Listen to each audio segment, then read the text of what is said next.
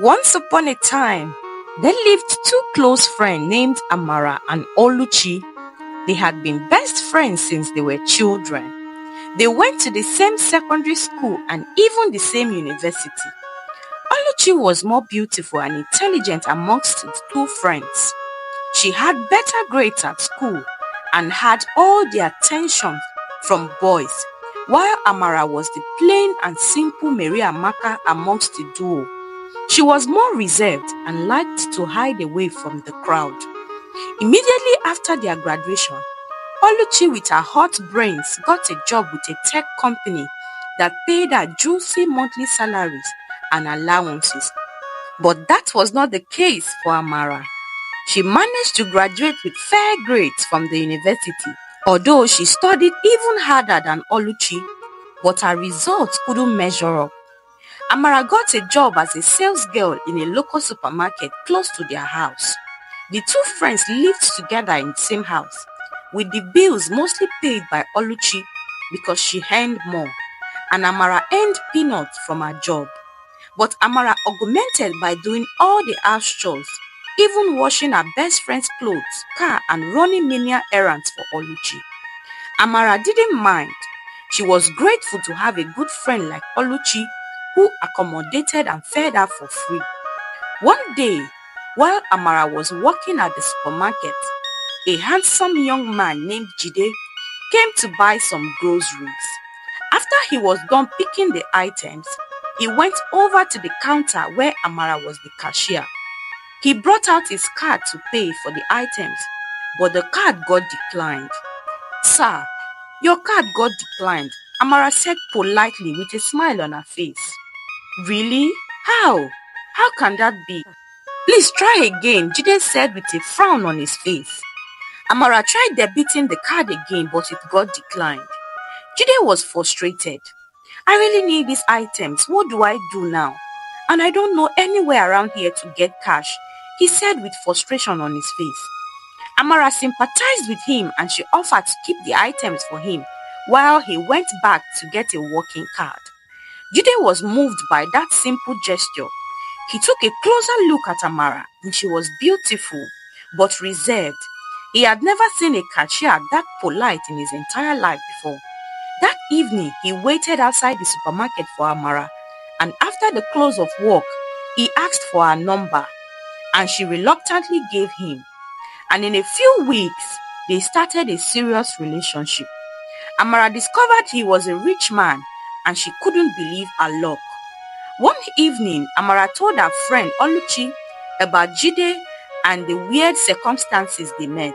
"Babe, there's this guy that I really like, and we have been going out for a while now. He's so handsome and rich, and he wants to marry me," Amara excitedly told her friend. "I'm happy for you," Oluchi said with disinterest, as she was busy typing away at her phone screen, not even sparing Amara a second glance. A few months later, Jide proposed marriage to Amara, and she was overjoyed. She accepted without a second thought. That evening, when Oluchi returned from work, Amara prepared her favorite meal, and when they were done eating, she broke the news of her engagement to Oluchi. Oluchi nearly choked on the water she was drinking. "Were you in a relationship? With who?" she asked with surprise on her face.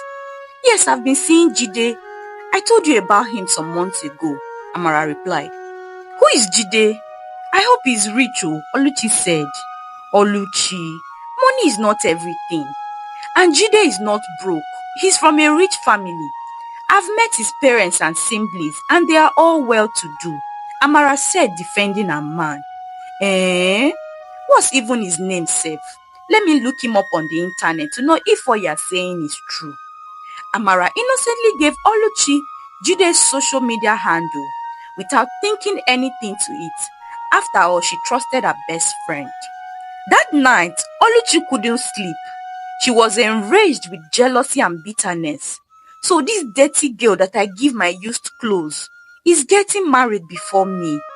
She opened her phone that night and searched for Jide on social media, and she was shocked to find out that he was indeed rich and he was handsome too. Her spake. Bitterness clouded her mind. What even attracted her to himself? She's not beautiful, not intelligent. Jide should be mine, she said, gritting her teeth in rage. Over the next couple of days, Oluchi's behavior changed completely. She made Amara do all the house chores like a slave, but Amara didn't mind. She was used to it. Oluchi became more aggressive, shouting and insulting Amara at any chance she got. One evening, she called Amara into her room. Since your boyfriend is a rich man, why are you still squatting with me and doing your sales girl job? Oluchi said, spewing venom. Oluchi, because I'm dating a rich guy doesn't mean I should lose myself.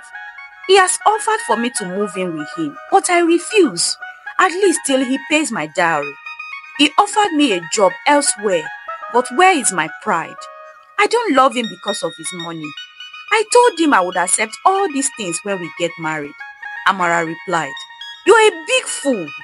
Instead of you to grab everything with both hands, you are talking rubbish. What if another woman snatches him away from you? You will lose everything, Oluchi said with anger. Babe, calm down. God brought him my way, and if he is mine, no woman can take what God has given me, Oluchi replied. For the next couple of days, Oluchi lost her peace entirely. Things got worse when her mother called her from the village to tell her that Amara's family was preparing for the wedding in the village. Your friend is getting married. I heard that the boy is from a rich family. So I was thinking, why my own daughter, who is even more beautiful and successful in the city, was here to catch a man? Abi, you are possessed? Do I need to conduct deliverance on your head? Mrs. Ede, Amara's mother, said over the phone. Mama, since I haven't caught any man, will I kill myself? Is it my fault that good men are not coming my way? Oluchi replied with tears streaming down her face. Oh yes, it is your fault. Oh. Maybe you should ask your friend Amara to teach you how to catch a rich man. Don't disgrace me in this village. Oh. You better bring a man home, Mrs. Ede said. Oluchi hung up the call and she bursted into tears. Why me? I should be the one marrying Jide. He's my dream man, she said, crying bitterly. The wedding day drew closer, and Amara had to go to the village to put finishing touches to the wedding preparation in anticipation of her big day. When she got to the village, her wedding was the talk of the entire town.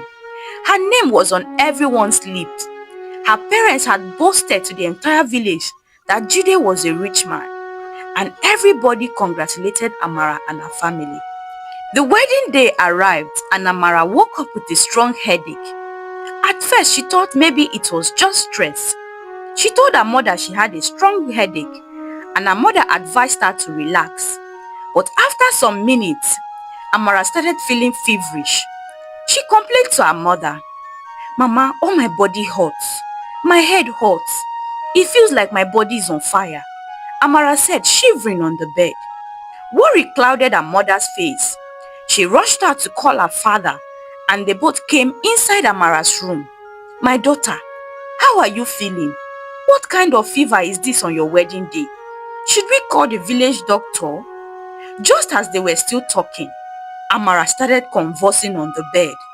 Her eyes rolled back into her skull. Her hands twisted in a strange angle. Her mouth contorted. Fear gripped her parents, and they screamed out in terror. By this time, Jide and his family had arrived, and guests from the village and the city had started arriving, waiting for the bride and her family. But Mr. and Mrs. Okoli tried to resuscitate their daughter, but all their efforts were futile. By this time, the entire family was in chaos, and there was already a large gathering of guests waiting outside. They rushed Amara to the village hospital through the back door. When they got to the hospital, the doctor ran some tests on Amara, but they found nothing. Mr. and Mrs. Okoli, your daughter is in perfect condition. There's nothing wrong with her from a medical standpoint, the doctor said. Doctor, Does she look fine to you? She was fine last night when we all went to bed. Please help us.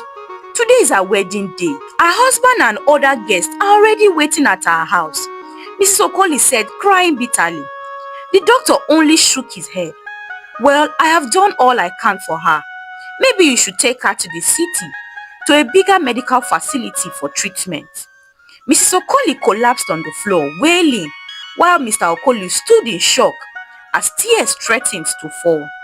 This was a big blow indeed in their family. Back at the Okoli's compound, hours passed and the bride and her family were nowhere in sight. Jide's family were getting impatient. His parents had invited top dignitaries from the city, and they couldn't afford this kind of disgrace that was on the way. "Jide, what is the meaning of this? This is 4 p.m. already, and we still haven't seen the bride you want to marry, let alone her family. Do you take this as a joke? Do you want to disgrace me in front of my friends and business associates?" Jide's father said with anger. "Dad, please calm down. I don't know what is going on, but I'm sure there's an explanation," Jide said, trying to placate his already angry father. Just as they were still talking, if you are still watching this video up to this point, please support us by smashing the subscribe button and turn on the bell icon. Like this video and leave a comment down below. Thank you. Love you. Mr. Okoli, Amara's father, walked into the gathering with his eyes red from unshed tears. Jide rushed to meet him to ask what was going on, and Mr. Okoli dropped the bombshell. "My daughter was rushed to the hospital this morning. She suddenly collapsed and started convulsing. The doctors don't know what is wrong with her. Please tell your family to go home. We are sorry for this mess," he said with tears threatening to fall. Jide's words crumbled. "What happened? Was she sick? I want to see my wife," he said with tears streaming down his face. He explained the situation to his family, and they stormed out in anger. And soon, all the guests left one by one. Amara was taken to the hospital in the city, and after a series of tests done, they couldn't find anything wrong with her. But her condition got worse every day. She became very thin, and her hairs started falling off, and she was in excruciating pain. Jide was by her side, despite his family's objection. His father had threatened to disown him, but he loved Amara so much, and he would never abandon her. He took her from one hospital in the city to another, but they couldn't find help. All they said was nothing was wrong with Amara. Weeks passed, and the situation didn't improve. Mr. and Mrs. Okoli had a serious conversation with Jide one afternoon at the hospital. "My son, you have done enough already. You are a good son indeed. But you should return to your family. This matter is no longer a hospital matter. We need to go spiritual," they said. "Spiritual? What do you mean, Papa?" Jide asked. "Our pastor has asked us to discharge her and bring her to the church for prayer," Mr. Okoli replied with sadness on his face. "Papa, I don't think that's a good idea. It's not advisable to move her around," Jide tried to explain, but Mr. and Mrs. Okoli had made up their mind. They have had enough of hospitals. The next day, they discharged Amara and moved her to church. Jide was still by her side. When the pastor saw her, he shook his head. "It is not every good thing that is happening to you that you share with people. Not everybody is happy that you are happy," the pastor said. The pastor told Mr. and Mrs. Okoli that Amara was given juice to drink in her dream, and that was where she was afflicted. "Yes," Amara replied weakly. "I remember that Oluchi gave me juice to drink, and I drank it in that dream." Her parents exclaimed loudly. "How could she do this wicked thing?" they said, crying bitterly. "We all trusted her and we loved her as our own daughter. How could she harm our daughter this way on our wedding day?" But what the pastor said shocked them to their bones. Oluchi is not responsible for what happened to your daughter, although she has a jealous spirit in her, but she didn't do this. Your daughter was afflicted by a wicked woman in your village who took on the face of Oluchi to approach her in her dreams. Your big mouth brought this on your daughter. You announced her to the witches and wizards in the village. That is why you should be prayerful and careful with who you share your good news with. The pastor prayed for Amara and anointed her. He also administered the Holy Communion to her, and he told her parents to take her home and observe fasting and prayer for 7 days. He gave them anointing oil and communion to administer to Amara every day. A few weeks later, Amara started recovering. Jide never left her side all through the whole ordeal, and Amara was grateful to be blessed with such a good man. A few months later, Amara became fully healed. She and Jide got married with just their immediate family and friends in attendance. Amara got wiser not to live life by chance, but by prayer and careful choice of words. Her parents learned their lesson not to reveal their children's success to anybody. Whenever anyone asked Amara about her life or marriage, she kept it simple and straightforward, not revealing anything. She remained friends with Oluchi but kept her at a distance. She never shared her secrets with her. Amara was grateful at her second chance at life, and she cherished it with all her might. The moral of this story is that it's not every good thing happening in your life that you share with your friend or your colleague or your neighbor. Sometimes it's best to just keep your mouth shut and keep that secret or that good news to yourself, because it is not everybody that is happy that you are happy. Thank you for watching, and if you are still here up to this point, please subscribe to our channel. Don't forget to give this video a thumbs up and leave a comment on where you're watching from in the comment section below. And until I bring another juicy and interesting story your way again, bye for now.